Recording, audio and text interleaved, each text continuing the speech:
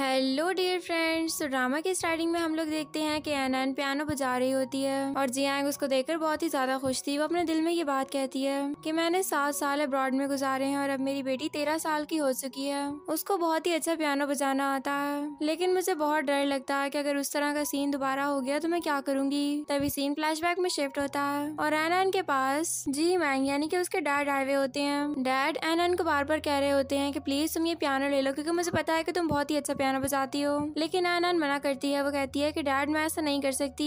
Aunt सू की बेटी के लिए भी आपने सेम टू सेम इसी तरह का पियानो लिया होगा, इसीलिए मुझे इस पियानो की कोई जरूरत नहीं है, आप ये वापस ले जाएं। फिर डैड उसको बार बार कहने लगते हैं कि मैं तुम्हारा डैड हूँ, प्लीज तुम मेरी बात मानो, लेकिन वो उनकी कोई बात नहीं मानती। फिर डैड अपनी वाइफ और एनन यानी कि अपनी डॉटर से बहुत माफी मांगते हैं, लेकिन जियांग कहती है कि अब मैं तुम्हें माफ नहीं कर सकती हूँ, तुम अभी के अभी यहाँ से चले जाओ। डैड बहुत ही सैड होते हैं। फिर सीन प्रेजेंट में शिफ्ट होता है और जियांग अपने दिल में ये बात कहती है कि अगर तुम चाहते तो हमें तुम 6 साल के अंदर अंदर ये बात बता सकते थे कि तुम जी ग्रुप के यंग मास्टर हो, लेकिन तुमने हमसे अपनी आइडेंटिटी छुपा कर रखी है। ये सब कुछ बिल्कुल भी अच्छा नहीं है। फिर एक और सीन दिखाया जाता है जब एनन बहुत छोटी होती है। वो अपने डैड से कहती है कि डैड मैं आपके लिए पियानो बजाना चाहती हूँ, क्या आप मुझे एक पियानो खरीद कर दे सकते हैं। तो डैड कहते हैं कि इस वक्त मेरे पास इतने पैसे नहीं है, तो सॉरी अभी मैं तुम्हें नहीं खरीद कर दे सकता हूँ। और डैड अपने दिल में कहते हैं कि मुझे माफ कर देना, लेकिन मैं अभी अपनी आइडेंटिटी किसी भी सूरत रिवील नहीं कर सकता। और जियांग अपनी डॉटर को देखती रह जाती है और कहती है कि मैंने तुम्हें बहुत ही मुश्किल से पाला था, लेकिन मुझे नहीं पता था कि तुम्हारे डैड हमसे इतनी बड़ी आइडेंटिटी छुपा कर रखेंगे। फिर कुछ दिन बाद जब एनन अपनी मॉम से ये बात कहती है कि मुझे पियानो खरीदना है, क्या आप मुझे एक पियानो लेकर दे सकती हैं, तो तब मॉम अपने पर्स में पैसे चेक करती हैं। फिर कुछ दिन बाद वो लोग पियानो शॉप पर जाते हैं और एनन को एक पियानो बहुत ही पसंद आ जाता है। मॉम उसके साथ खड़ी होती है, इतने में वो देखती हैं कि जी मैंग सू और उसकी डॉटर के साथ उसी शॉप पर आ जाता है। वो लोग एक रूम में होते हैं जब जियांग वहाँ पर उनको देखने के लिए जाती है, तो जी मैंग सू और उसकी डॉटर के साथ बहुत ही खुश होता है। जियांग को ये देखकर बहुत ही बुरा फील होता है और वो ये कहती है कि अपनी डॉटर के लिए तो तुम्हारे पास पैसे भी नहीं होते हैं और किसी और की डॉटर के लिए तुम इस तरह से पैसे खर्च किए जा रहे हो। और उधर जी मैंग एक पियानो की बात कर रहा होता है। वो फिर ऑनर से कह रहा था कि मुझे यहाँ का सबसे अच्छा पियानो खरीदना है। और उधर जियांग के पास एनन जाती है। वो कहती है कि मॉम क्या बात है, अब यहाँ पर क्यों खड़ी हुई है। फिर मॉम वहाँ पर एक वेटर से कहती है कि क्या आप मुझे बता सकती है कि इस पियानो की क्या प्राइस है। तो वो लड़की बताती है कि ये पियानो ऑर्डर पर बनवाया गया है और इसकी प्राइस 8 मिलियन है। ये सुनकर जियांग तो शॉक्ड हो जाती है और एनन कहती है कि मॉम क्या डैड ने ये पियानो मेरे लिए बनवाया है। तभी एनन देखती है कि उसके डैड किसी और आंट के साथ होते हैं और उनके साथ एक बच्ची भी होती है। तो एनन जियांग को कहती है कि मॉम हमें यहाँ से चलना चाहिए, मैं यहाँ पर मजीद नहीं रुक सकती। जियांग भी बहुत सैड होती है और वो उसको अपने साथ वहाँ से ले जाती है। फिर जब वो दोनों घर वापस आती है तो एनन होमवर्क करने के लिए चली जाती है और तभी जियांग अपने रूम में आती है और वहाँ पर वो जी मैंग के डॉक्यूमेंट्स को चेक करती है। तो उसको पता चलता है कि ये डॉक्यूमेंट किसी विला के हैं जो कि बहुत ही महंगा विला है। जियांग को समझ में आ जाता है कि अब तक उसके हस्बैंड ने अपनी आइडेंटिटी उसे छुपा कर रखी थी। ये सब कुछ देखकर जियांग बहुत सैड हो जाती है और वो कहती है कि तुमने ये सब कुछ हमारे साथ क्यों किया है। तुम जानते थे कि तुम्हारी बेटी और मैं कितनी मेहनत कर रहे हैं ताकि हम लोग इस घर को चला सकें, और यहाँ पर तुम इतने अमीर हो और तुमने हमें ये बात पता भी नहीं लगने दी। मुझे ये बात समझ में नहीं आ रही कि तुम उस दिन मेरी लाइफ में आए ही क्यों थे। और फिर फ्लैशबैक सीन में जी मैंग जियांग को प्रपोज कर देता है और जियांग उसका प्रपोजल एक्सेप्ट कर लेती है। वो बहुत ही खुश होती है। फिर प्रेजेंट सीन में जियांग बहुत रो रही थी। वो लॉयर को कॉल करके कहती है कि मैंने एक केस करवाना है और मुझे डाइवोर्स चाहिए। फिर कुछ देर बाद जब डैड घर वापस आते हैं एनन उनसे पियानो की जिद करने लग जाती है। डैड उसको कहते हैं कि ठीक है मैं तुम्हें 2 दिन के अंदर पियानो दिला दूंगा। एनन ये सुनकर बहुत ही खुश होती है, लेकिन जियांग उसकी बात पर कोई भी रिएक्शन नहीं देती। और फिर कुछ टाइम बाद एक दिन जी मैंग रेडी हो रहा होता है। जियांग उससे कहती है तुम्हें कुछ याद भी है, तुमने अपनी बेटी से प्रॉमिस किया था कि तुम उसको 2 दिन के अंदर पियानो ला कर दोगे, वो प्रॉमिस कहाँ पर चला गया। तो जी मैंग कहता है कि मेरे पास इस वक्त बिल्कुल भी पैसे नहीं है और मैं किसी और से कर्जा नहीं ले सकता हूँ, जब मेरे पास पैसे आएंगे तो मैं ये काम पूरा कर दूंगा। तभी जियांग जी मैंग को डांटने लग जाती है और उसको मारती है। जी मैंग कहता है कि तुम पागल हो चुकी हो, तुम ये सब कुछ क्या किए जा रही हो। जियांग फिर एनन के पास जाकर उसको कहती है कि तुम्हारे डैड और मैं डाइवोर्स लेने वाले हैं और फिर हम लोग अब्रॉड चले जाएंगे, हम लोग वहाँ पर एक साथ रहेंगे। तो एनन भी इसकी बात से एग्री हो जाती है। उन दोनों की बात सुनकर जी मैंग बहुत ही हैरान होता है। इतने में जियांग और एनन बाहर निकल जाती हैं। बाहर जाकर एनन जियांग को कहती है मॉम मैं ये चाहती हूँ कि आप डैड को एक चांस दे दें, अगर इस दफा भी वो हम लोगों को रिसीव करें तो फिर हम लोग उनको छोड़कर यहाँ से चले जाएंगे। तो जियांग कहती है कि ठीक है। फिर दूसरी तरफ एनन और जियांग रोड पर छोटे छोटे कॉन्सर्ट्स करके पैसे जमा करती हैं और एक दिन उनको सू भी पैसे देने के लिए आ जाती है। जब जियांग सू को देखती है वो बहुत ही हैरान थी। इतने में वहाँ पर जियांग आता है और वो सू को कहता है तुम्हारी तबीयत सही नहीं है, तुम्हें अभी चलकर रेस्ट करना चाहिए। लेकिन फिर जब वो जियांग को देखता है तो वो बहुत ही हैरान हो जाता है। तभी जियांग को एक नीडल चुभ जाती है। जियांग उसकी मदद करने के लिए आगे बढ़ता है, लेकिन सू कहती है कि मुझे बहुत ही ज्यादा स्टमक एक हो रहा है। तो जियांग उसको उठाकर वहाँ से ले जाता है। ये सब कुछ देखकर जियांग बहुत ही डिसअपॉइंटेड होती है। फिर तभी बारिश शुरू हो जाती है और वो लोग एक सेफ जगह पर जाते हैं। इतने में जियांग को कॉल आती है। उसको बताया जाता है कि आपकी बेटी के नाम पर एक पियानो आया हुआ है, प्लीज आप लोग उसको आकर हमारी शॉप से रिसीव करके चले जाएं। ये सुनकर जियांग बहुत ही खुश हो जाती है। वो एनन को कहती है हमें घर चलना चाहिए, हो सकता है कि हमारे लिए कोई सरप्राइज आया हुआ हो। फिर जब वो दोनों घर आती हैं तो जियांग उनका ख्याल रखता है। जियांग कहती है वो पियानो किधर है? जियांग कहता है कौन सा पियानो? मुझे लगता है कि तुम्हें कोई मिस्टेक हो गई है, यहाँ पर अभी तक कोई पियानो भी नहीं आया। जब मैं फ्री होऊंगा तो मैं खुद जाकर ले आऊंगा। तो जियांग अपने दिल में कहती है कि मुझे पता है कि तुम कभी भी फ्री नहीं होगे, तुम्हारे ये काम इसी तरह ही चलते रहेंगे। फिर जियांग अपने डॉक्टर के पास जाता है और जियांग उन दोनों को साथ में बातें करता हुआ देख रही होती है। वो अपने दिल में कहती है कि एनन प्लीज तुम मुझे माफ कर देना, लेकिन मैं तुम्हारे डैड की हिपोक्रेसी तुम्हारे सामने शो करके रहूंगी। मैं तुम्हें इस तरह डिसीव होते हुए नहीं देख सकती हूँ। तभी एनन डैड से कहती है कि मेरी बर्थडे आने वाली है और टीचर ने मेरे लिए एक पार्टी रखी है, क्या आप उस पार्टी में आएंगे ना? तो डैड कहते हैं कि हाँ मैं जरूर उस पार्टी में आऊंगा। एनन ये सुनकर खुश हो जाती है और फिर अगले दिन वो सबको अपनी पार्टी के लिए इनवाइट कर रही होती है। वो आज बहुत ही ज्यादा खुश थी। इतने में टीचर आकर कहती हैं कि एनन तुम कब तक आओगी, हम लोगों ने अब शो शुरू करना है। एनन कहती है मैं थोड़ी देर में अपने डैड का वेट कर रही हूँ, अपने डैड के साथ मैं अंदर आ जाऊंगी। तभी जियांग फिर जियांग को कॉल करती है तो वो कहता है कि इस वक्त मैं बहुत ही जरूरी काम कर रहा हूँ, मैं थोड़ी देर तक आ जाऊंगा। तभी एनन डैड को कहती है कि डैड अब आपको आने की कोई जरूरत नहीं है और अब मैं आपसे पियानो के बारे में भी कभी बात नहीं करूंगी, मुझे अब कुछ भी नहीं चाहिए। फिर उसके बाद कॉल कट हो जाती है। उधर जियांग बहुत ही परेशान हो रहा होता है। वो सू के डॉटर के शो खत्म होने का वेट कर रहा था। वो जियांग को मैसेजेस भी करता है, लेकिन जियांग उसको ब्लॉक कर चुकी थी। फिर जब शो खत्म होता है तो वो फौरन वहाँ से भाग जाता है और इधर जियांग के पास सू की कॉल आती है। सू उसको कहती है कि मैंने तुमसे पहले भी कहा था कि तुम अपने इन पुराने आइडियाज को अपने पास रखो। मैं तुम्हें अभी से बता देती हूँ कि जियांग और उससे जुड़ी हर चीज सिर्फ और सिर्फ मेरी है और उस पर तुम्हारा कोई भी हक नहीं है। जियांग कहती है फिक्र मत करो, मैं हर चीज तुम्हें वापस कर दूंगी। ये सुनकर सू बहुत खुश होती है और कॉल कट कर देती है। और फिर जियांग कहती है कि देखो अब मैं उसको वैसे भी छोड़कर जाने वाली हूँ। फिर वो एनन को कहती है कि अब हमें यहाँ से निकलना चाहिए। तो एनन अपनी मॉम के साथ वहाँ से चली जाती है और दूसरी तरफ जब जियांग अपने घर जाता है तो वो देखता है कि जियांग और एनन के कपड़े वहीं पर ही रखे हुए होते हैं। तो उसको लगता है कि वो लोग सिर्फ गुस्सा होकर कहीं बाहर गए हैं और वो लोग घर वापस थोड़ी देर में आ जाएंगे। वो बहुत खुश हो रहा होता है और इधर जियांग एनन के साथ एयरपोर्ट जा रही होती है। एनन कहती है मॉम क्या हम अपने कपड़े साथ नहीं लेकर जाएंगे? तो जियांग कहती है कि नहीं, उसकी कोई जरूरत नहीं है क्योंकि अब वो घर हमारा घर रहा ही नहीं है और हम लोगों को अब वहाँ से कुछ भी नहीं लेकर जाना चाहिए। हम लोग अब अपनी एक न्यू लाइफ स्टार्ट करेंगे और हम लोग इस लाइफ को बिल्कुल भूल जाएंगे। और उधर जियांग बहुत देर तक उन लोगों के घर आने का वेट करता रहता है। जब वो लोग लेट नाइट तक घर वापस नहीं आते तो उसको बहुत टेंशन होती है। वो अपने असिस्टेंट को भी कॉल कर देता है ताकि वो उसके बारे में पता लगवा सके। और फिर नेक्स्ट डे वो स्कूल टीचर से भी मिलने के लिए आता है। तो स्कूल टीचर उसको बताती है कि एनन की मॉम ने उसको इस स्कूल से निकलवा दिया है, शायद वो कहीं और जाना चाह रही थी। क्या आपको इस बारे में कुछ नहीं पता? तो फिर जियांग ये सुनकर बहुत ही ज्यादा हैरान होता है, लेकिन वो टीचर को कहता है कि नहीं ये बात तो मैं जानता हूँ। फिर वो वहाँ से जाने लगता है तो टीचर कहती है कि मेरे पास एनन की पेंटिंग भी रखी हुई है जो कि उसने कहा था कि मैं इसको गार्बेज में डाल दूँ, लेकिन मुझे लगा कि ये आपके पास होनी चाहिए। फिर जियांग उस पेंटिंग को देखता है जिसके अंदर मॉम, डैड और एनन खुद होती है जो कि पियानो बजा रही थी। जियांग कहता है कि ये तो वही क्लोथ्स हैं जो कि मैंने उसी को खरीद कर दिए थे और वो सिर्फ एक दफा मेरे लिए पियानो बजाना चाहती थी ताकि मैं उसकी आवाज सुन सकूं और मैं उसकी स्किल्स को टेस्ट कर सकूं। तभी जियांग याद करता है कि किस तरह एनन उसको बार बार सिर्फ इसलिए फोर्स करती थी कि मुझे पियानो खरीद कर दे दें। मैं चाहती हूँ कि मैं आपके लिए पियानो बजाऊं डैड, लेकिन जियांग उसकी बात पर बिल्कुल भी फोकस नहीं करता और अब प्रेजेंट सीन में उसको बहुत रिग्रेट फील हो रहा था।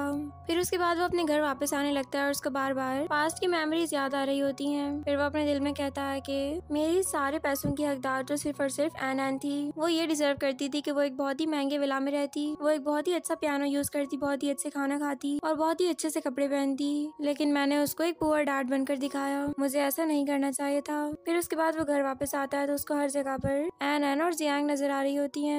फिर वो जियांग को मैसेज भी करता है लेकिन वो तो ब्लॉक्ड होता है। ये सब कुछ देखकर वो बहुत ही रिग्रेट फील कर रहा था। इतने में उसके पास सू की कॉल आती है। सू उसको कहती है कि तुम कहाँ पर रह गए हो? तो फिर जियांग उसको बताता है कि जियांग और एनन घर छोड़कर चली गई हैं और अब वो मुझे कहीं पर भी नहीं मिल रहे हैं। असिस्टेंट भी उनको ढूंढ रहा है लेकिन वो भी उनको नहीं ढूंढ पा रहा। सू कहती है कि सॉरी, मुझे इस बात के बारे में बिल्कुल भी नहीं पता था, लेकिन तुम जानते जानते हो कि तुमने उससे अपनी आइडेंटिटी छुपा कर रखी थी। मुझे तो लगता था कि इस तरह ही कुछ होगा, लेकिन तुम फिक्र मत करो, मुझे लगता है कि वो कुछ ही दिन में खुद ही वापस आ जाएगी। उसको लगता होगा कि तुम उसको हर जगह पर ढूंढोगे और जब तुम उसको नहीं ढूंढ पाओगे तो वो तुम्हें खुद ही मिल जाएगी। 3 दिन के अंदर देखना वो आ जाएगी, इसमें कोई इतनी बड़ी बात नहीं है। मुझे लगता है वो तुम्हारे साथ सिंसियर भी नहीं है। तो फिर जीमैंग को ये सुनकर बहुत ही गुस्सा आता है। वो कहता है मेरे साथ वो सिंसियर क्यों नहीं है? वो मेरे साथ 6 साल गुजार चुकी है और तुम कह रही हो कि वो मेरे साथ सिंसियर नहीं है। तो सू कहती है कि देखो मैं ये बात जानती हूँ, शायद उसको तुम एक पुअर हस्बैंड बनकर दिखा रहे थे और ये सब कुछ वो बर्दाश्त नहीं कर सकती थी। अगर तुम उसको अपना रियल पैसा दिखा देते तो वो तुम्हें कभी भी छोड़ कर ना जाती, और ये बात मैं तुम्हें प्रूव कर सकती हूँ। जीमैंग कहता है कि प्लीज तुम अपनी बकवास अपने पास रखो। ये क्या है कि वो कॉल कट कर देता है। फिर उसके बाद वो असिस्टेंट को कॉल करके कहता है कि फौरन से पता करो कि क्या जियांग मेरी आइडेंटिटी जान चुकी थी क्या? अगर ऐसा है तो सब कुछ खराब हो सकता है। असिस्टेंट ओके करके कॉल कट कर देता है। फिर असिस्टेंट चेक करके दोबारा से उसको कॉल करके बताता है कि जियांग सच में आपकी आइडेंटिटी के बारे में जानती थी। जीमैंग ये सुनकर बहुत ही हैरान होता है। वो कहता है कि ये सब कुछ कब हुआ था? असिस्टेंट बताता है कि ये सब कुछ 1 महीना पहले हुआ था, जब जियांग एनान को लेकर एक पियानो शॉप पर गई थी और आप भी उस शॉप पर सू और उसकी डॉटर के साथ आए थे। तब जियांग ने आपको देख लिया था और वो आपकी आइडेंटिटी के बारे में जान चुकी थी। ये सब कुछ सुनकर जीमैंग बहुत ही हैरान होता है। फिर उसके बाद वो सीसीटीवी फुटेज में भी ये बात देखता है और उसको यकीन आ जाता है कि जियांग 1 महीने पहले से उसकी आइडेंटिटी जान चुकी थी।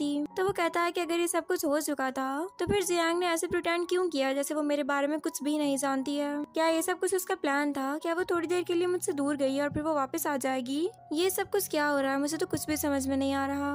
और तभी उसके पास एक मैसेज आता है। ये देखकर जीमैंग बहुत ही हैरान होता है। फिर दूसरी तरफ जीमैंग असिस्टेंट से मिलता है और असिस्टेंट उसको बताता है कि मैडम और एनान दोनों ही एयरपोर्ट पर उनको देखा गया है। वो दोनों शायद किसी और कंट्री जा रही हैं। जीमैंग कहता है कि फौरन से पता लगाओ कि वो लोग किधर जा रही हैं, मुझे भी वहाँ पर जाना है। अब जीमैंग को बहुत ही ज्यादा टेंशन होने लगती है। और दूसरी तरफ जब वो अपने घर पे होता है तो तभी उसके पास कॉल आती है। उसको बताया जाता है कि डाइवोर्स एग्रीमेंट के बारे में आपको 7 दिन पहले मैसेज किया गया था और अब तक आपने कोई भी रिप्लाई नहीं किया है। आपको आना चाहिए। आपकी वाइफ आपके खिलाफ डाइवोर्स फाइल कर चुकी है और आपको उसके लिए आना ही पड़ेगा। और आपकी बेटी एनान वो भी अपनी मॉम के साथ रहना चाहती है, तो इसीलिए आप उसकी कस्टडी को फाइल नहीं कर सकते। ये सब कुछ सुनकर जीमैंग कॉल कट कर देता है और उसके बाद वो सिर्फ यही बात कह जा रहा था कि मुझे यकीन नहीं आ रहा कि वो मेरे खिलाफ डाइवोर्स फाइल कर सकती है। वो मुझे छोड़कर नहीं जा सकती। क्या ये सब कुछ सच में हो गया है? मुझे इस सब पर बिल्कुल बिलीव नहीं हो रहा। तभी फ्लैशबैक सीन में दिखाया जाता है जीमैंग एनान को पियानो बजाते हुए देख रहा था और वो कहता है कि मैं ये चाहता हूँ कि मैं तुम्हें खुद सब कुछ खरीद के दूँ ताकि तुम उसको अच्छे से प्ले कर सको। इतने में उसके पास सू की कॉल आती है और सू उसको कहती है देखो इस तरह कुछ भी मत करना। मैं चाहती हूँ कि तुम अभी सिर्फ और सिर्फ जियांग और एनान को टेस्ट करो। उनको इस तरह शो करो जैसे तुम पुअर हो। अच्छा है, जब टेस्ट पास करने के बाद वो लोग तुम्हारी रियल आइडेंटिटी के बारे में जानेंगे तो उनको बहुत ही अच्छा लगेगा और वो लोग हमेशा तुम्हारे साथ रहेंगे। फिर प्रेजेंट सीन में जीमैंग को बहुत ही गुस्सा आ रहा था। वो कहता है मैंने सू की बातों पर बिलीव ही क्यों कर लिया? मुझे उसकी बातों को ना सुनना ही नहीं चाहिए था। फिर उसके बाद वो असिस्टेंट को कॉल करके कहता है कि मैं चाहता हूँ कि तुम एनान के पियानो मास्टर को चेक करो। वो किधर हैं? जरूर एनान अभी भी उनसे पियानो क्लासेस ले रही होगी। असिस्टेंट कहता है कि वो तो अब रिटायर हो चुके हैं, वो 80 ईयर्स के हो गए हैं और अब मुझे नहीं पता कि वो कहीं पर जॉब करती भी हैं या फिर नहीं। ये सुनकर जीमैंग बहुत ही ज्यादा अपसेट हो जाता है। उसके बाद वो कहता है कि सू से वो पियानो वापस ले आओ, वो पियानो मैं किसी और को देना चाहता हूँ। वो असिस्टेंट उसको ओके कर देता है। जब जीमैंग कॉल कट करता है तो असिस्टेंट पर सू को कॉल करके कहता है कि मैं आपसे आपका पियानो लेकर जा रहा हूँ। मुझे मेरे बॉस ने कहा है कि वो ये किसी और को देना चाहते हैं। सुमिन ओके कर देती है और उसके बाद उसको बहुत ही गुस्सा आ रहा था। वो गुस्से में उस पियानो के ऊपर ड्रिंक भी गिरा देती है ताकि उसको अब कोई यूज भी ना कर सके। फिर कुछ देर बाद वहाँ पर जीमैंग भी पहुँच जाता है तो सू उसके पास जाती है। सू उसको टी सर्व करती है और वो कहता है कि मैं तुम्हें एक बात बताना चाहता हूँ। जियांग सच में घर छोड़कर जा चुकी है और उसको 7 दिन हो चुके हैं। सू कहती है कि सॉरी, ये सब कुछ मिलकर मुझे बहुत ही ज्यादा अजीब लग रहा है। मुझे नहीं लगता था कि जियांग इतना बड़ा कदम उठा लेगी। जीमैंग फिर उसको गुस्सा करने लग जाता है। वो कहता है कि ये सब कुछ तुम्हारी वजह से हुआ है। तुमने ही मुझसे कहा था कि मैं उसको टेस्ट करूँ और मैं उसको 6 साल तक टेस्ट करता रहा। मुझे तुम्हारी बातों में आना ही नहीं चाहिए था और ना ही मुझे तुम्हारी बातें सुननी चाहिए थी। सू कहती है कि मैंने तो सिर्फ तुम्हें एक आइडिया दिया था। मैंने तुमसे ये तो नहीं कहा था कि तुम उसके ऊपर अमल करो। उसके ऊपर एक्शन करने का काम तो तुम्हारा था ना, तो फिर इसके लिए तुम मुझे ब्लेम क्यों कर रहे हो? तो जीमैंग को उसके ऊपर बहुत ही गुस्सा आता है। फिर उसके बाद वो ऊपर आता है और वो पियानो को देखकर कहता है कि इसके साथ क्या हुआ, ये कैसे टूटा है? सू कहती है कि मेरी बेटी इस पियानो को बजा रही थी और साथ में वो कोक पी रही थी, तो इसीलिए वो कोक इधर गिर गई है। जीमैंग कहता है कि तुम प्रे करो कि इस पियानो को कुछ भी ना हुआ हो। ये उन मास्टर का एक लास्ट मास्टरपीस बचा हुआ था और अगर इसको कुछ हुआ तो मैं तुम लोगों को छोड़ूंगा भी नहीं। फिर उसके बाद वो उस पियानो को बजाकर चेक करता है और वो पियानो बजने लग जाता है। फिर सू उससे कहती है कि तुम्हारी तो पियानो स्किल अभी भी उतनी ज्यादा अच्छी है जितने की पहले थी। तुम तुम अभी भी बहुत ही अच्छा पियानो बजाते हो। तो जिमिंग उसको खुद से दूर करता है और कहता है प्लीज तुम अपनी बकवास अपने पास रखो, मुझे इस सारी बातों को सुनने में कोई भी इंटरेस्ट नहीं है। मैं वैसे भी एक अच्छे डैड का रोल प्ले नहीं कर सका हूँ। मैं चाहता हूँ कि अब मैं अपनी बेटी को उसका फेवरेट पियानो गिफ्ट कर सकूँ। तभी सू कहती है कि ऐसी कोई बात भी नहीं है, तुम एक बहुत ही अच्छे डैड हो और तुमने यू को बहुत ही अच्छा पियानो बजाना सिखाया है, प्लीज तुम उसको और भी सिखा देना। तो जिमिंग उसको कहता है कि यू के पास कोई भी टैलेंट नहीं है।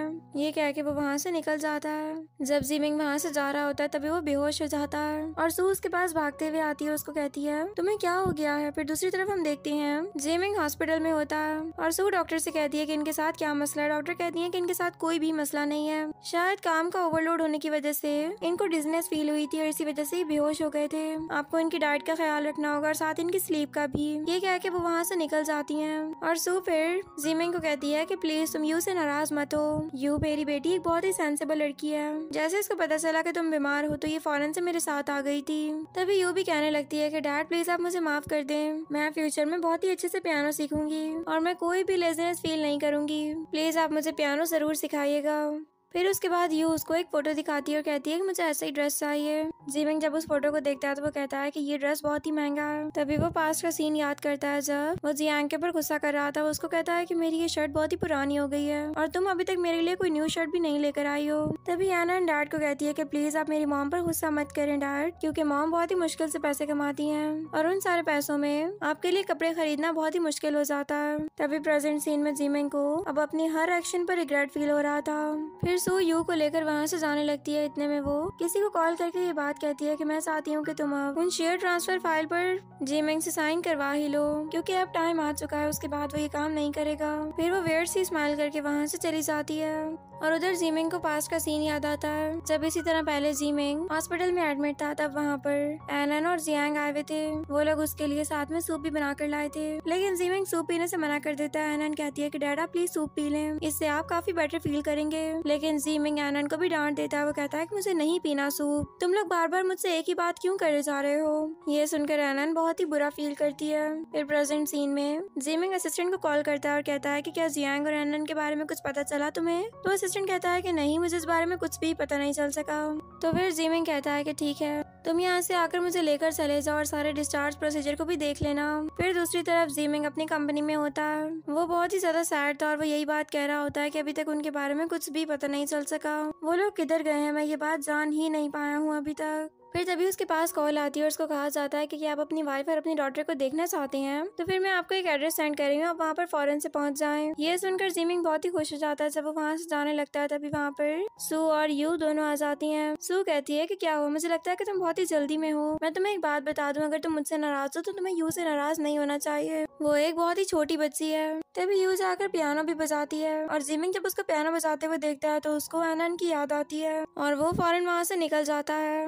और फिर दूसरी तरफ लीमिंग के पास उसके शेयर होल्डर्स आते हैं। वो बहुत ही ज्यादा ड्रंक होता है तो उसका एक शेयर होल्डर उसको मारता है। जिमिंग कहता है कि तुम मुझे क्यों मार रहे हो, जो कुछ भी हो हम लोग साथ में काम करते होते हैं। तो वो आदमी कहता है कि मुझे लगता है कि तुम्हारा दिमाग खराब हो चुका है, तुम एक बात जानते हो कि तुम अपने सारे शेयर्स अपनी वाइफ के नाम पर कर चुके हो। हमें पता चला है कि तुम्हारे सारे शेयर सू के नाम पर ट्रांसफर हो चुके हैं। हम भी यही बात तुमसे पूछने के लिए आए हैं कि तुमने ये सब कुछ किया क्यों है। क्या तुम्हारे अंदर थोड़ी सी भी अकल नहीं है।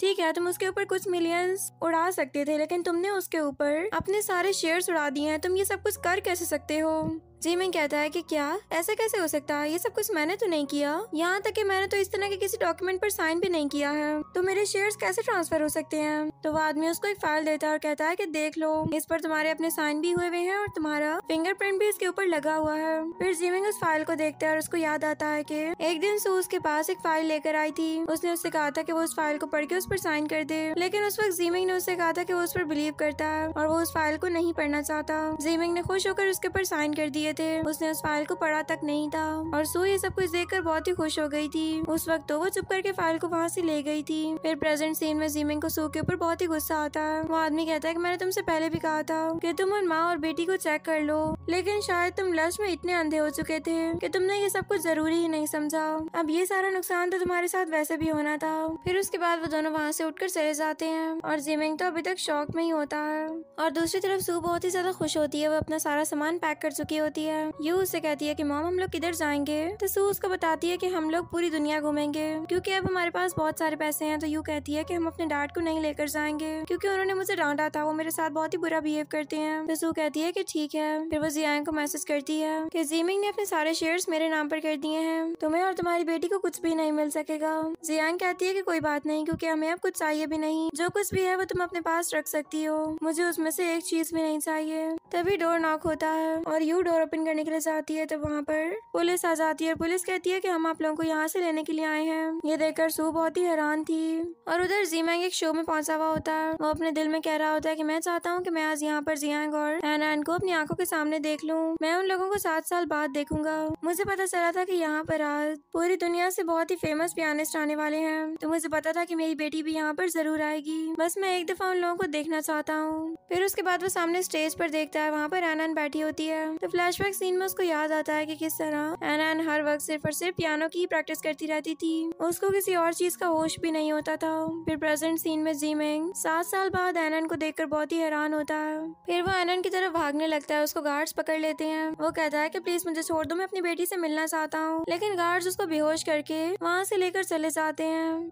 फिर दूसरी तरफ जिमिंग को गार्बेज के साथ ही फेंका गया होता है। वो उठता है और हर जगह पर अपना फोन ढूंढ रहा होता है। वो कहता है कि मेरा फोन किधर है। फिर कुछ देर बाद वो स्ट्रीट पर ही बैठा हुआ होता है और वहाँ पर वो लोगों को परफॉर्म करके दिखा रहा था ताकि लोग उसको कुछ पैसे दे सकें। इतने में वहाँ पर लेन आता है और उसको कुछ पैसे देता है। वो कहता है कि मैंने तो तुम्हें देखा है, तुम चाइना के बहुत ही मशहूर बिजनेसमैन हो, तो तुम यहाँ पर इस तरह पैसे क्यों मांग रहे हो। इतने में वहाँ पर जियांग भी आ जाती है। वो लेन को कहती है कि हम लोग को चलना चाहिए, एन की परफॉर्मेंस कंप्लीट होने वाली होगी और हमें उसको पेक भी तो करना है ना। तो फिर लेन एन के लेने के लिए वहाँ से जाने लगता है और जब जीमैंग जियांग को वहाँ पर देखता है तो वो बहुत ही हैरान होता है। वो बार बार जीमैंग को आवाजें दे रहा था लेकिन जीमैंग सुनती भी नहीं है और जियांग फौरन से कार में बैठकर वहाँ से निकल जाती है। फिर उसके बाद जीमैंग हर जगह पर एन की फोटो दिखाकर हर किसी से पूछ रहा होता है कि किसी ने इस लड़की को देखा है या फिर नहीं, लेकिन हर कोई उसको यही कह रहा होता है कि हम लोगों ने उसको यहाँ पर नहीं देखा। अब वो बहुत ही ज्यादा डिसअपॉइंटमेंट फील कर रहा था और फिर उसके बाद वो जाता है और वो एक जगह पर देखता है कि लिन, जियांग और एन तीनों एक साथ बहुत ही ज्यादा खुश होते हैं। वो उन तीनों को खुश होकर कहता है कि ये जगह तो मेरी थी जो कि किसी और आदमी ने ले ली है, इसकी जगह पर मुझे यहाँ होना चाहिए था, लेकिन शायद अब मैं लेट हो चुका हूँ। फिर उसके बाद वो एन की पेंटिंग को खोल कर देखता है। इतनी देर में एन भी उसको देख चुकी होती है। जिमैंग वहाँ से जाता है और एन मॉम को कहती है कि मॉम बाहर एक आदमी है, प्लीज आप उसको देखें तो सही। तो जियांग कहती है कि वो कोई और नहीं बल्कि कोई होमलेस पर्सन होगा, तुम उसकी फिक्र मत करो, हो सकता है कि वो कोई गार्बेज वगैरह उठा रहा हो, तुम्हें अब अपने पियानो पर फोकस करना चाहिए। फिर एन खुश हो जाती है और फौरन से दोबारा अपने पियानो की प्रैक्टिस स्टार्ट कर देती है और जिमैंग उस फैमिली को इतना खुश देखकर बहुत ही ज्यादा सैड हो रहा था। वो कहता है कि मैं तुम्हारे पास दोबारा वापस जरूर आऊंगा, लेकिन मुझे नहीं पता था कि मैं जब तुम्हारे पास आऊंगा तो मेरी हालत इतनी खराब होगी। कोई बात नहीं एन, मैं ये बात तुम्हें प्रूव करके रहूंगा कि मैं एक बहुत ही अच्छा डैड हूँ और मेरे पास भी एबिलिटी है कि मैं एक बहुत ही अच्छी लाइफ स्पेंड कर सकूँ। और फिर कुछ देर बाद जिमिंग जियांग से मिल रहा होता है। जियांग कहती है तुम यहाँ पर क्यों आए हो, तुम्हें यहाँ पर आना ही नहीं चाहिए था। जब एन तुम्हें यहाँ पर देखेगी तो वो बहुत ही ज्यादा सैड हो जाएगी। जिमिंग कहता है कि प्लीज तुम मुझे माफ कर दो, मैं एक दफा अपनी बेटी से मिलना चाहता हूँ। इतने में वहाँ पर एन पहुँच जाती है और जिमिंग उसको देखकर बहुत ही हैरान होता है।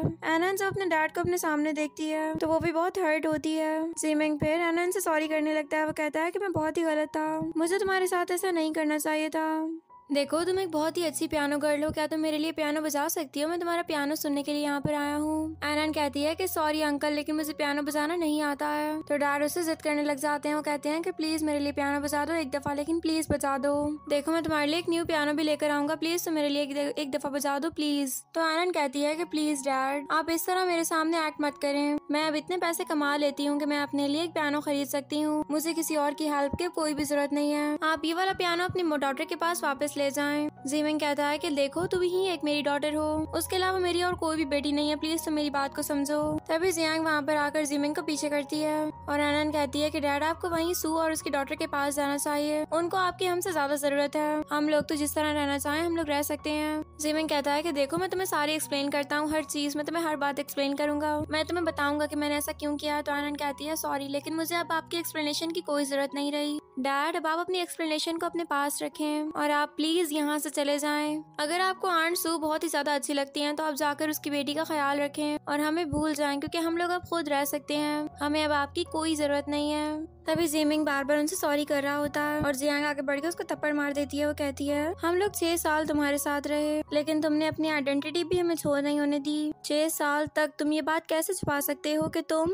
जी फैमिली के यंग मास्टर हो और तुम इतने ज्यादा रिच थे। फिर इतने में वहाँ पर लिन आ जाता है। जियांग कहती है कि प्लीज मुझे गलत मत समझना। लिन कहता है कि मैं तुम्हारी बात समझ सकता हूँ। फिर वो जीमिंग को कहता है कि तुम्हारा नाम जीमिंग है ना, तुम्हारी वजह से मेरी वाइफ और मेरी डॉटर ने बहुत ही ज्यादा सफर किया है। तुम जानते हो कि मैं जियांग के साथ शादी कर चुका हूँ और अब एनन मेरी बेटी है। जीमिंग को ये बात सुनकर उनके ऊपर बिल्कुल भी बिलीव नहीं हो रहा था। तभी लिन कहता है कि अब तुम्हें यहाँ से चले जाना चाहिए। जीमिंग कहता है कि ये लोग 6 साल मेरे साथ रहे हैं और कुछ टाइम ये लोग तुम्हारे साथ रहे हैं, मैं इनको छोड़कर नहीं जा सकता हूँ। तभी लिन कहता है कि तुम यहाँ पर किस वजह से खड़े हुए हो। तुम जानते हो कि तुम्हारी वजह से तुम्हारी वाइफ और तुम्हारी बेटी ने कितना सफर किया है। उनको ये लगता था कि तुम पुअर हो, तुम्हारे पास पैसे नहीं होते, तो वो लोग खुद पैसे कमाने के लिए निकल जाती थी और फिर वो लोग काफी लेट घर वापस आती थी। उन्होंने अपनी प्रीवियस लाइफ के अंदर बहुत ही ज्यादा स्ट्रगल किया। उनकी पास लाइफ बिल्कुल भी अच्छी नहीं गुजरी, लेकिन अब मैं ऐसा नहीं होने दूंगा। अब तुम्हें यहाँ से चले जाना चाहिए। अब मैं मजीद अपनी वाइफ और एनन को परेशान नहीं कर सकता हूँ। तभी जीमिंग जियांग को कहता है कि देखो, लिन बिल्कुल भी अच्छा इंसान नहीं है, तुम्हारी फीलिंग्स के साथ खेल रहा है, फिर ये लास्ट में तुम्हें छोड़कर चला जाएगा। प्लीज तुम मेरी बात समझने की कोशिश करो।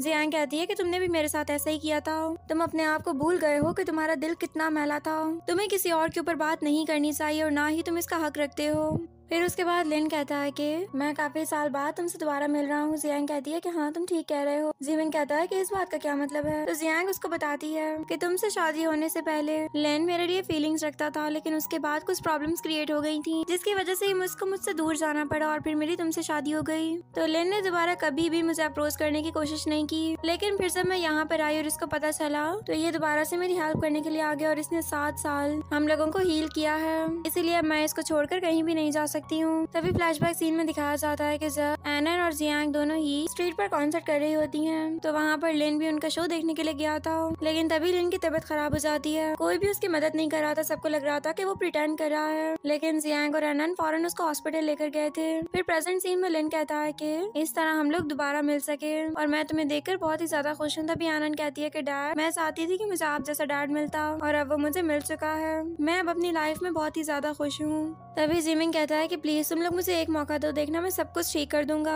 दोबारा तुम लोगों को कभी भी मुझसे कोई भी शिकायत नहीं होगी। तो तभी जियांग कहती है कि सॉरी, लेकिन अब बहुत टाइम गुजर चुका है और अब तुम्हारे पास कोई भी चांस नहीं है। हम लोग तुम्हें बहुत ही चांस देते हुए आए हैं, लेकिन तुमने उसका कोई भी अच्छा यूज नहीं किया, उल्टा तुम हमें ही ब्लेम करते रहते थे। तो अच्छा है, तुम जाओ और जाकर अब अपनी लाइफ गुजारो, हमें अब तुमसे कोई भी फर्क नहीं पड़ता।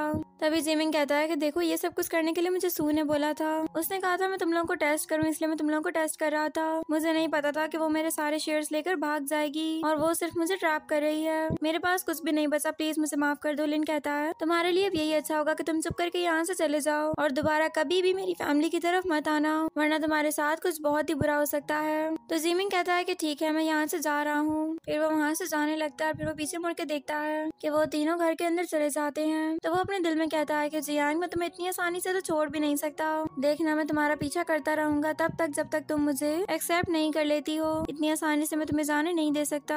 और फिर दूसरी तरफ हम देखते हैं एनन पियानो बजा रही होती है। सब लोग उसको बहुत ही गौर से सुन रहे थे। फिर जब वो अपना सॉन्ग कंप्लीट करती है तो सब लोग उसके लिए क्लैपिंग करते हैं। सब लोग बहुत ही ज्यादा खुश होते हैं और लिन और जियांग अपनी डॉटर पर प्राउड कर रहे होते हैं। इतने में वहाँ पर एक लेडी आती है और वो अनाउंस करती है कि एनन को एक स्पेसिफिक सॉन्ग को प्ले करना होगा और उसको प्ले करने पर उसको 10 मिलियन दिए जाएंगे। ये सुनकर सब लोग बहुत ही ज्यादा हैरान हो जाते हैं। वो कहते हैं कि एक छोटे से सॉन्ग के 10 मिलियन ये तो बहुत ही ज्यादा है। मुझे लगता है कि जो आदमी ये डिजायर कर रहा है वो बहुत ही ज्यादा रिच है। और जियांग भी सुनकर बहुत ही हैरान होती है। लेकिन उसे कहता है कि कौन हो सकता है, तुम जानती हो क्या? तो जियांग कहती है कि मुझे लगता है कि ये वही है। फिर वो इधर उधर देखने लगती है कि शायद कहीं पर उसको जीमिंग नजर आ जाए, लेकिन वो कहीं पर भी उसको नजर नहीं आता। जीमिंग कह रहा होता है कि मैं तुम्हारे सॉन्ग को बहुत ही ज्यादा मिस कर रहा हूँ। 13 साल से मैं इस टाइम का इंतजार कर रहा था और प्लीज इस दफा मुझे तुम अपना सॉन्ग सुना ही देना। और इधर जियांग अपने दिल में कहती है कि जरूर वो जिमिंग ही है, उसको रिग्रेट फील हो रहा है और शायद वो अपने रिग्रेट को कम करना चाहता है, लेकिन शायद अब वो नहीं जानता कि ये रिग्रेट सारी जिंदगी उसके साथ ही रहेगा, ये कभी भी कम नहीं हो सकता। वो अब 10 मिलियन पे करना चाहता है लेकिन इसका कोई भी फायदा नहीं है। मुझे ये समझ में नहीं आ रहा कि एनन उस सॉन्ग को प्ले करेगी भी सही या फिर नहीं। क्या वो अपने डैड को माफ कर पाएगी? क्या वो अपने डैड को दोबारा एक्सेप्ट कर सकेगी या फिर कभी भी नहीं करेगी? तभी एनन खड़ी हो जाती है और सबसे सॉरी करती है। वो कहती है कि सॉरी लेकिन ये सॉन्ग मैं प्ले नहीं कर सकती क्योंकि ये सॉन्ग मैं प्ले करना ही नहीं चाहती हूँ। ये सुनकर सब लोग बहुत ही हैरान होते हैं। वो कहते हैं कि वो तो एक बहुत ही टैलेंटेड पियानिस्ट है और इतना आम सा सॉन्ग वो प्ले नहीं कर पा रही, ये कैसी बात है? जियांग कहती है कि वैसे 10 मिलियन सिर्फ एक सॉन्ग के लिए बहुत ही ज्यादा है, लेकिन मैं जानती हूँ कि एनन ऐसा कभी भी नहीं करेगी। और उधर जिमिंग एनन को देखते हुए कहता है कि इसका ये मतलब हुआ कि तुम अपने डैड को अभी तक माफ ही नहीं कर पाई हो, इसलिए तुम वो सॉन्ग प्ले ही नहीं करना चाहती। लेकिन मैं तुम्हें हर वो चीज दे दूंगा जो कि मेरे पास है, क्योंकि मेरी उन हर चीज के हकदार सिर्फ और सिर्फ तुम हो। फिर तभी वो लेडी अनाउंस करती है कि उन्हें एनोनिमस ने कहा है कि अगर एनन वो वाला सॉन्ग प्ले नहीं करना चाहती तो वो कोई और सा सॉन्ग भी प्ले कर सकती है, और अगर वो 10 मिलियन नहीं लेना चाहती तो कोई बात नहीं, वो फंड्स में जमा कर दिए जाएंगे। ये सुनकर एनन ओके कर देती है और सॉन्ग प्ले करने लगती है। सब लोग उसका सॉन्ग सुनते हैं और बहुत ही ज्यादा खुश होते हैं। जब सॉन्ग खत्म होता है सब लोग उसके लिए क्लैप करते हैं। फिर वो सब वहाँ से चले जाते हैं। लिन भी जियांग को कांग्रेचुलेशन करता है और फिर वो सब लोग भी वहाँ से निकल जाते हैं। जियांग और एनन जब जा रही होती हैं तो तभी उनके सामने जिमिंग आ जाता है। जिमिंग कहता है प्लीज तुम लोग एक दफा मेरी बात सुन लो। जियांग कहती है हमारे दरमियान सुनने को कुछ भी नहीं बचा, तो इसलिए प्लीज तुम हमारा रास्ता मत रोकना। जिमिंग कहता है मेरे पास कुछ वर्ड्स हैं जो कि मैं एनन से करना चाहता हूँ, प्लीज तुम मुझे एक दफा उससे बात करने दो। मैं कुछ भी करने की प्लानिंग नहीं कर रहा, मैं बस ये चाहता हूँ कि मैं अपने दिल का बोझ हल्का कर सकूँ और अपनी बेटी से कुछ बात कर सकूँ। और फिर जिमिंग एनन को एक फाइल दिखाता है। वो कहता है कि ये मेरी कंपनी के वो सारे शेयर्स हैं जो कि पूरे 10 बिलियन के हैं और मैं ये सारे तुम्हारे नाम पे करना चाहता हूँ, प्लीज तुम इसको एक्सेप्ट कर लो। तो जियांग कहती है तुम एक बहुत ही हिपोक्रेटिकल इंसान हो, तुम अब यहाँ पर हमें अपने पैसे दिखाने के लिए आए हो ताकि हम लोग दोबारा तुम्हारे साथ वापस जा सके, लेकिन ऐसा कभी भी नहीं होगा। तभी जिमिंग कहता है कि देखो प्लीज मुझे इस तरह मत समझना, मेरे कोई भी बैड इंटेंशंस नहीं है और ना ही मैं इस इरादे से यहाँ पर आया हूँ। मैं सिर्फ ये चाहता हूँ कि मैं एनन को यानी कि अपनी बेटी को वो सारी प्रॉपर्टी दे दूँ जो कि मेरी है, क्योंकि मेरे पास मेरी हर चीज सिर्फ और सिर्फ एनन की ही है और मेरे बाद वो हर चीज उसको ही मिलने वाली है। फिर एनन अपने डैड से वो फाइल ले लेती है और उसको चेक करने लगती है। तभी जियांग कहती है कि देखो तुम इस तरह बिल्कुल भी मत करो, अगर तुमने अपनी ये सारी प्रॉपर्टी देनी है तो तुम अपनी फैमिली से भी पूछ सकते हो कि तुम्हें ये प्रॉपर्टी किसको देनी चाहिए। जरूरी नहीं है कि तुम ये एनन को ही दो, तुम्हें अपनी फैमिली से डिसीजन ले लेना चाहिए। जिमिंग कहता है कि मैं अपनी फैमिली से क्या डिसीजन लूंगा, वो लोग तो वैसे भी मेरे साथ नहीं है। तभी फ्लैशबैक सीन में जिमिंग का एल्डर ब्रदर उससे कहता है कि मेरा छोटा भाई तो बिल्कुल ही पागल हो चुका है, यहाँ तक कि वो एक विमेन के लिए सब कुछ उड़ा सकता है, उसको ऐसा बिल्कुल भी नहीं करना चाहिए। जिमिंग कहता है कि मैं जानता हूँ कि मैं क्या कर रहा हूँ और तुम लोगों को मेरे मामले में घुसने की कोई भी जरूरत नहीं है। तभी दूसरा आदमी कहता है कि अब से तुम जी फैमिली के मेंबर हो ही नहीं, तुम्हारा दो जल्द आता है तुम वो करते रहो और मैं तुम्हें वो सारे शेयर्स दे दूंगा जो कि तुम डिजर्व करते हो और जो कि कंपनी में तुम्हारे बनते हैं, लेकिन अब से तुम हमारे साथ कोई भी कांटेक्ट नहीं करोगे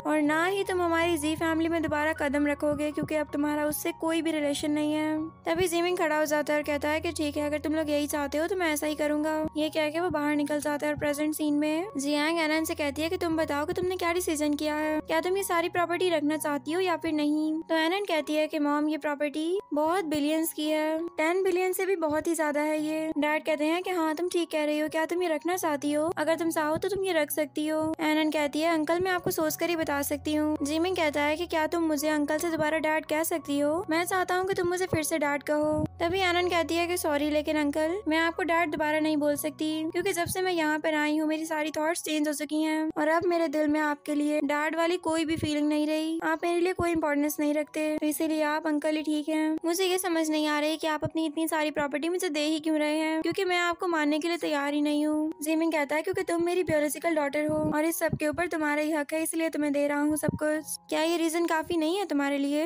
एनन कहती है कि डैड प्रॉपर्टी तो आपके पास पहले भी बहुत ही ज्यादा होती थी, लेकिन उस वक्त मैं और मॉम दोनों ही पैसे कमाने के लिए बाहर जाते थे और आप ऐसे प्रिटेंड करते थे जैसे आप बहुत ही ज्यादा पुअर हो, तो अब आपकी ये प्रॉपर्टी हमारी इतनी ज्यादा किसी भी काम की नहीं है। जिमिंग कहता है कि प्लीज तुम लोग मुझे माफ कर दो, मैं जानता हूँ कि मैंने बहुत ही बड़ी गलती की है, ये मुझे नहीं करना चाहिए था। तभी एनन कहती है कि डैड अब बहुत देर हो चुकी है, आपको हमसे पहले माफी मांगनी चाहिए थी। उस वक्त जब हम आपको चांस दे रहे थे उस वक्त आपको वापस आ जाना चाहिए था, लेकिन आपने ऐसा नहीं किया। फिर वो उनको फाइल वापस करती है और कहती है कि आप ये फाइल अपने पास रखें और दोबारा आप इस फाइल को यहाँ पर लेकर मत आइएगा, क्योंकि मैं आपकी प्रॉपर्टी में बिल्कुल भी इंटरेस्टेड नहीं हूँ और अब आप यहाँ से जा सकते हैं। अब आपको रिग्रेट फील भी नहीं करना चाहिए, क्योंकि आपने ही हमारे साथ बुरा किया है और हमारी इसमें कोई भी गलती नहीं है।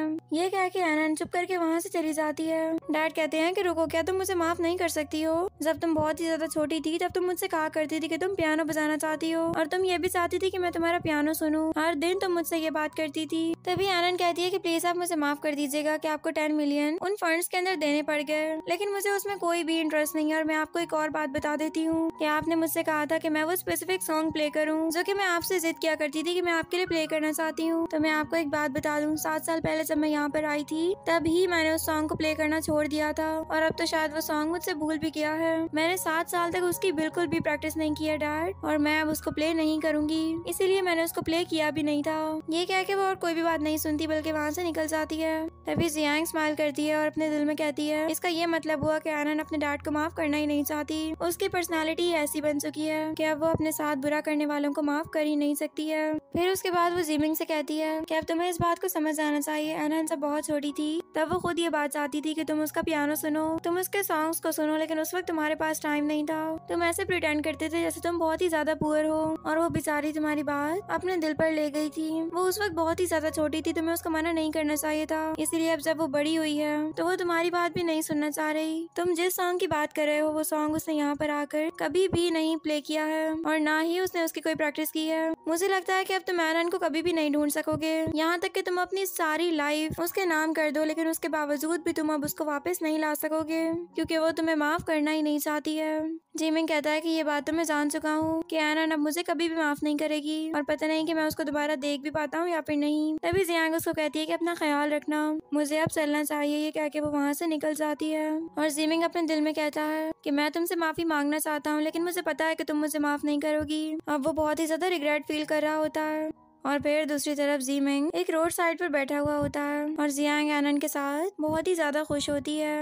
एनन कह रही होती है कि मेरे पास मेरी मॉम भी है और मेरे डैड भी हैं, जो कि मेरे लिए काफी हैं। मॉम, मुझे इसके अलावा और कुछ भी नहीं चाहिए। आप जानती हैं कि जो कुछ मैं अपनी लाइफ में चाहती थी वो अब मुझे वापस मिल चुका है और मैं उस सबसे बहुत ही ज्यादा खुश हूँ। तभी जियांग वहाँ पर जिमिंग को देख लेती है तो वो कहती है कि मुझे लगता है कि ये इस जगह को छोड़कर जाना ही नहीं चाहता है। क्या तुम उसको माफ कर सकती हो? क्या तुम उसके पास जाकर उसको हेलो बोल सकती हो, क्योंकि वो तुम्हारे डैड हैं, तुम्हें बारे में सोचना चाहिए। एनन कहती है कि प्लीज मॉम, आप इसके बारे में सोचना छोड़ दें और अब आप इसके बारे में कोई भी बात नहीं करेंगी। और तभी जिमिंग को कफिंग स्टार्ट होती है, उसकी तबीयत बहुत ही ज्यादा खराब होती है। तो एनन मॉम को कहती है कि हमें यहाँ से फौरन निकलना चाहिए, मैं ये सब कुछ मजीद नहीं देख सकती।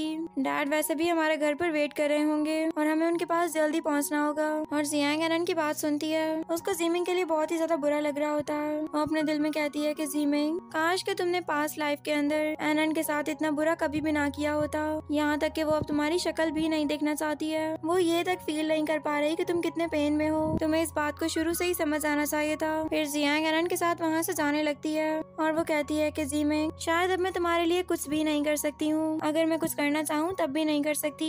इस सब के लिए तुम मुझे माफ कर देना। और जिमिंग फिर उठकर उन दोनों को जाते हुए देख रहा होता है। फिर वो अपनी रिपोर्ट्स निकालता है और उसको डॉक्टर की बातें याद आती हैं। डॉक्टर ने उसको कहा था कि उसको लास्ट स्टेज का लंग कैंसर हो चुका है और उसके पास अब इतना ज्यादा टाइम भी नहीं बचा।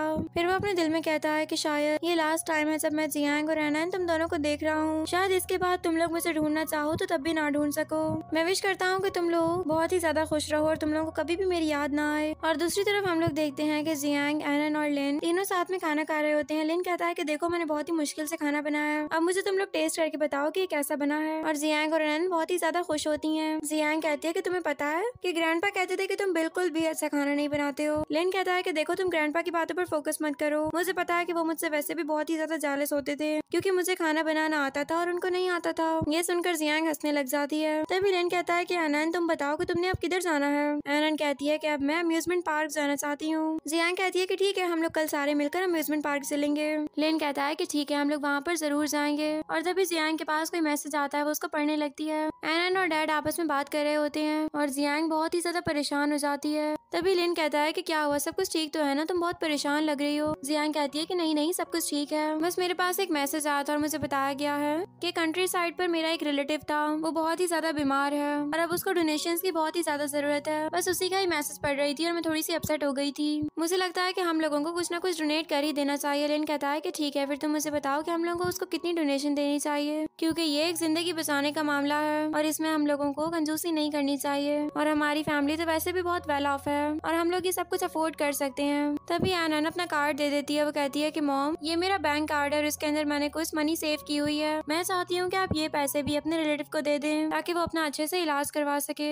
ये देखकर जियांग स्माइल करती है और कहती है कि ठीक है, ये मैं उसको दे दूंगी। फिर उसके बाद वो लोग सब खुश होकर खाना खाने लग जाते हैं। और दूसरी तरफ ज़ीमिंग हॉस्पिटल में एडमिट होता है तो नर्स उसको कहती है कि आप बहुत ही ज्यादा लकी हैं। एक एनोनिमस लेडी यहाँ पर आई थी और वो आपकी ट्रीटमेंट के लिए 10 मिलियन देकर गई है। उन्होंने अपना नाम नहीं बताया और ना ही अपनी कोई और आइडेंटिटी शो की है। आपको बहुत ही प्राउड फील करना चाहिए कि इस लाइफ में इस तरह के लोग भी मिल जाते हैं। ये कह के वो नर्स वहाँ से चली जाती है और ज़ीमिंग को बहुत ही बुरा लग रहा होता है। वो कहता है कि मैं जानता हूँ कि वो लोग कौन होंगे, वो जरूर जियांग और एनन ही होंगे जिन्होंने मेरी मदद की है। उसके अलावा और कौन मेरी मदद के लिए आ सकता है। ज़ीमिंग को अब अपने किए पर बहुत ही ज्यादा रिग्रेट फील हो रहा था, लेकिन अब उसके पास और कोई चारा नहीं था। उसकी लाइफ यहीं पर ही एंड होती है और इसी सीन पर हमारे इस ड्रामा की हैप्पी एंडिंग हो जाती है। डियर फ्रेंड्स, कैसी लगी आपको मेरी आज की एक्सप्लेनेशन, मुझे कमेंट सेक्शन में जरूर बताइएगा। वीडियो को लाइक और चैनल को सब्सक्राइब करना मत भूलिएगा।